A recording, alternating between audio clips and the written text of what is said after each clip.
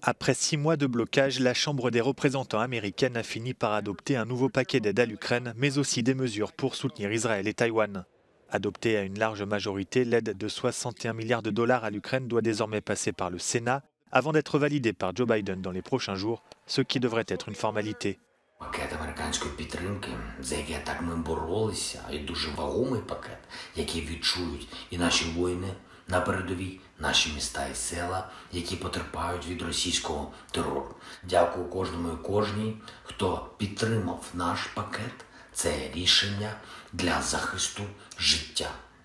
Une partie du paquet comprend le réapprovisionnement des systèmes d'armes et des munitions de l'armée américaine qui pourra ainsi envoyer une partie des stocks existants à l'Ukraine. Des fonds seront également alloués au financement de l'armée ukrainienne. 10 milliards de dollars seront eux envoyés sous forme de prêts pour les secteurs de l'énergie et des infrastructures.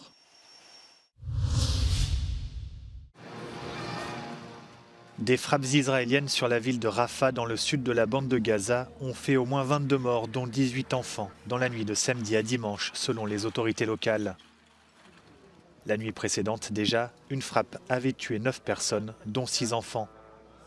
Israël mène des raids quotidiens sur la ville située près de la frontière avec l'Égypte, où plus de la moitié des 2,3 millions d'habitants de l'enclave palestinienne ont tenté de trouver refuge. Une offensive terrestre de Tsahal est en préparation, malgré les appels internationaux à la retenue face à la situation humanitaire désastreuse. Israël indique vouloir débusquer les membres du Hamas qui s'y trouveraient. Alors que la Chambre des représentants américaine a approuvé samedi une aide de plusieurs milliards de dollars à Israël, des manifestants se sont réunis devant le Capitole pour protester contre le soutien américain. L'enveloppe votée comprend également une aide humanitaire à Gaza.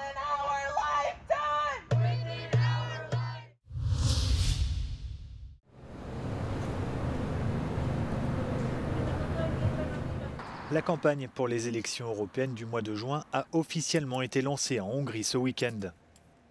Cette année, les élections municipales auront également lieu le 9 juin, le parti au pouvoir, le Fidesz du Premier ministre Viktor Orban, ayant invoqué des questions de réduction des coûts. Reste à savoir quelle sera la place de l'opposition dans cette campagne que le pouvoir va tenter de verrouiller, selon Zoltán Tóth, expert électoral hongrois.